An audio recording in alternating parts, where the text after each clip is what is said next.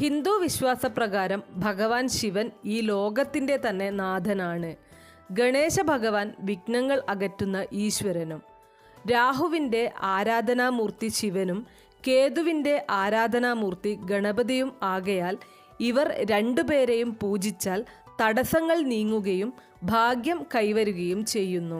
വേദ ജ്യോതിശാസ്ത്ര പ്രകാരം ഓരോ ഗ്രഹവും ഓരോ രത്നങ്ങളെ പ്രതിനിധാനം ചെയ്യുന്നു. ഇവ സൂര്യന്റെ വെളിച്ചത്തെ ആകാശത്ത് നിന്ന് ആകർഷിച്ച് അവയുടെ പ്രഭാവത്തെ ആ രത്നം അണിഞ്ഞിരിക്കുന്ന ആളിന്റെ ശരീരത്തിലേക്ക് കടത്തിവിടുന്നു. ഇത് ഗ്രഹങ്ങളുടെ നില നിങ്ങൾക്ക് അനുകൂലമായി വന്നു ചേരുവാനും സഹായിക്കുന്നു.